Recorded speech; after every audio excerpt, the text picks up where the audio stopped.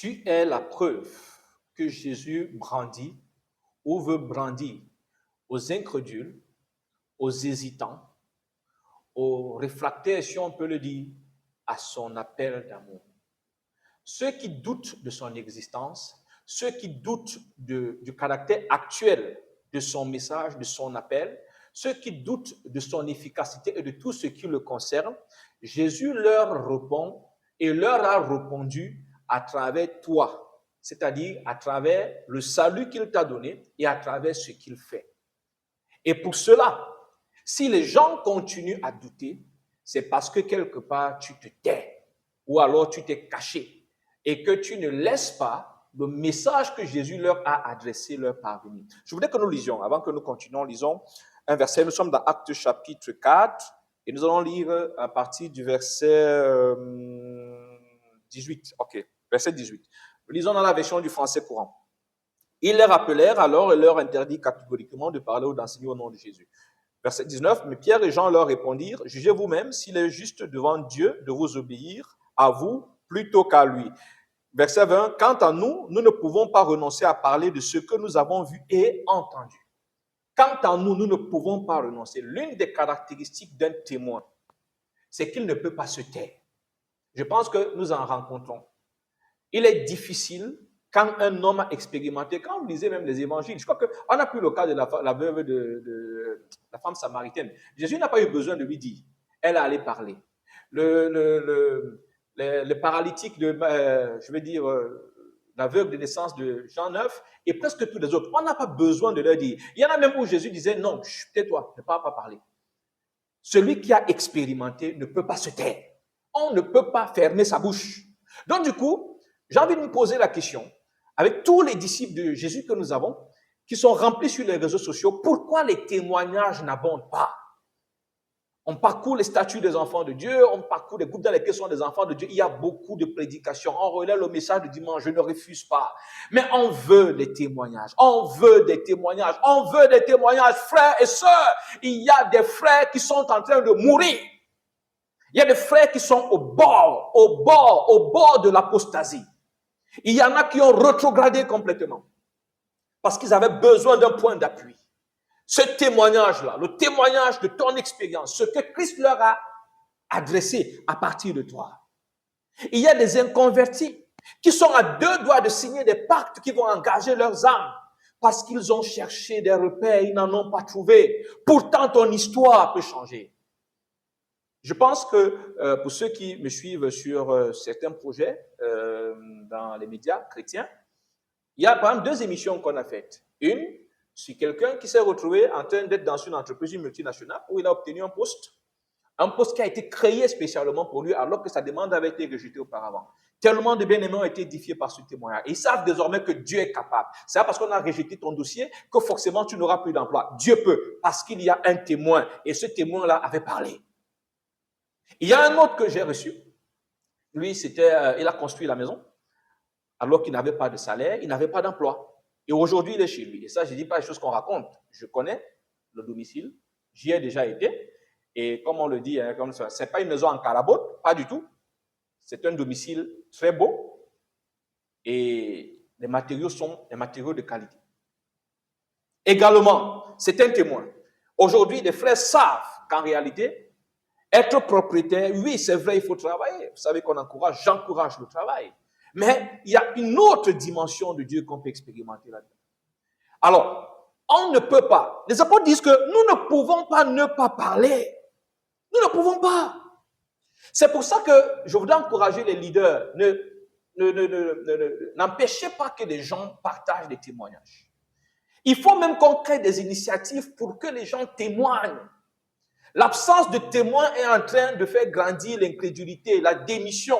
Il faut que les témoins se lèvent et que les témoins témoignent. Christ a accompli, nous l'avons vu tout à l'heure dans 1 Pierre, Christ accomplit pour que tu ailles publier. Christ a quelque chose à dire. Il veut révéler quelque chose. Il veut fortifier quelqu'un. Il veut dire à quelqu'un c'est possible. C'est pour ça qu'il fait à travers toi, pour toi, dans ta vie. Mais il faut que tu te lèves. Il faut que tu te lèves. Alors, comment comprendre Tu es avec ton collègue depuis 2 semaines, 1 semaine, 2 semaines, 3 semaines. Tu lui dis donne ta vie à Jésus, donne ta vie à Jésus. Et de temps en temps, tu vas faire référence à des gens d'une époque dont même son ancêtre n'est pas au courant. Mais toi, depuis 4 semaines, tu le côtoies chaque jour à l'école, chaque jour au lieu de service, chaque jour, tout le temps. Et c'est vrai, tu veux bien lui parler de ton Jésus, mais les références que tu as sont des références qui sont d'une époque qui n'a rien à voir avec son époque à lui. Rien à voir. Mon frère, à l'époque de Marie de Magdala, est-ce que le locataire, est-ce que le bailleur venait demander l'argent du courant? Est-ce qu'à l'époque je sais pas, de Paul, est-ce qu'il fallait payer la pension des enfants comme on est en train de faire aujourd'hui avec toutes les pressions qu'on a pour ceux qui sont par exemple au Cameroun? Est-ce qu'il y avait, non. Est-ce qu'à cette époque-là, il y avait ce qu'on est en train d'avoir aujourd'hui, ce recrutement croissant dans les ordres à travers la sodomie et beaucoup d'autres choses? Est-ce qu'il y avait? Non. Il y avait certes des additions, il y avait certes des mots. Et on a besoin de quelque chose de contemporain. Sauf si Jésus est resté à cette époque. Mais ne nous perdons pas. Tu es la réponse. Tu es la preuve que Jésus brandit. Il n'a pas besoin d'autre chose. Toi, tu es la réponse qu'il a adressée à toutes les personnes.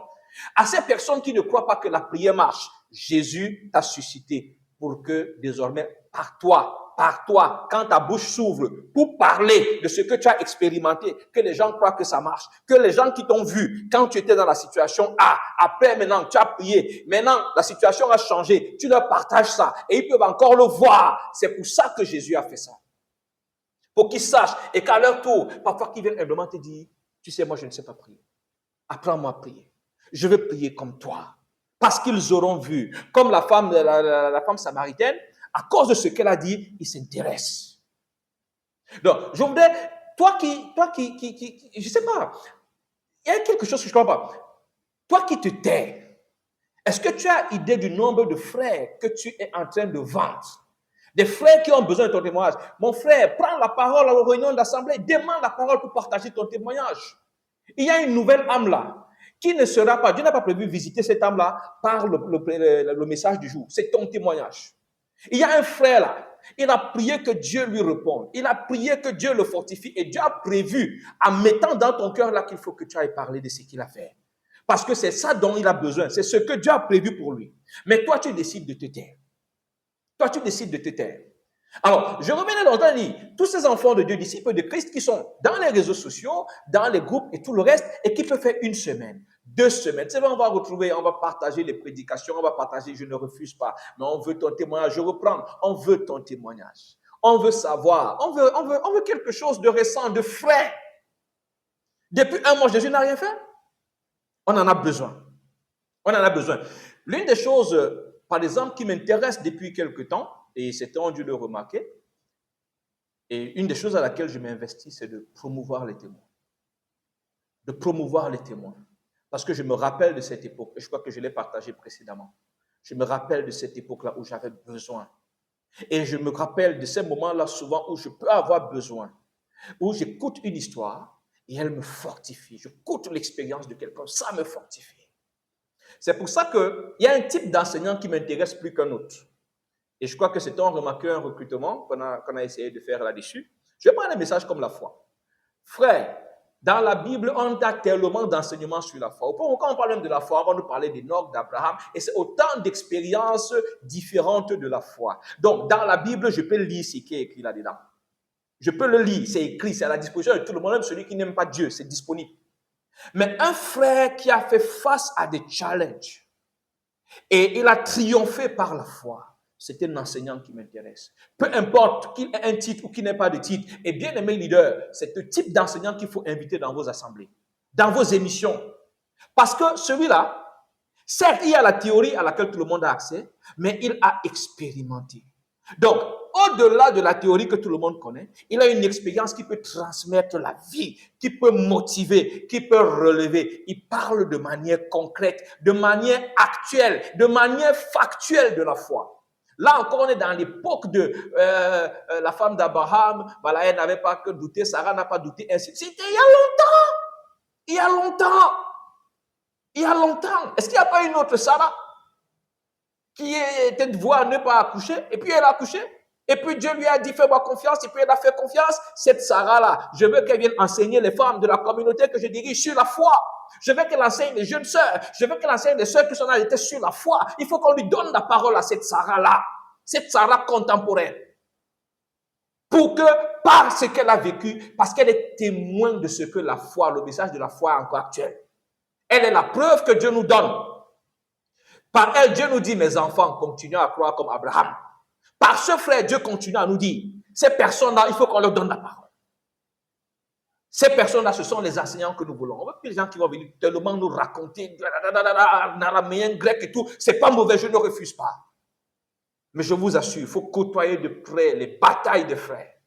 Tout à l'heure, je nous ai parlé, regardez où Jean-Baptiste s'est retrouvé. Les batailles des leaders même. Des leaders qui ont regardé, même s'ils sont encore debout, en apparence. Si toi, le témoin, tu choisis de te taire, tu es en train de détruire. Tu es en train de détruire. Ouvre la bouche, à moins que tu ne sois pas témoin. Et si tu n'es pas témoin, il y a un problème. Mais Christ t'a suscité pour qu'à travers toi, les gens le découvrent. Les gens se rapprochent et qu'ils fassent également avec eux. C'est par toi qu'il leur dit, approchez. Venez. Je suis là. Je vous écoute. Je suis disponible. Je suis capable. Mais pour ça, il faut que tu ouvres ta bouche. Pas pour compter les histoires des autres. Pour ça, il faut qu'il y ait un vécu entre Christ et toi. Et que ce vécu-là, les résultats de ce vécu-là, que tu les partages. Chers leaders, encourageons les frères à témoigner. Encourageons-les à témoigner en assemblée. Encourageons-les à témoigner sur les réseaux sociaux. Encourageons-les à témoigner dans les rues, dans les carrefours. Encourageons-les à témoigner. Créons des occasions pour qu'il y ait abondamment, qu'on parle de ce que Jésus fait dans notre époque. Si tu es témoin, ouvre la bouche. Que le Seigneur nous bénisse.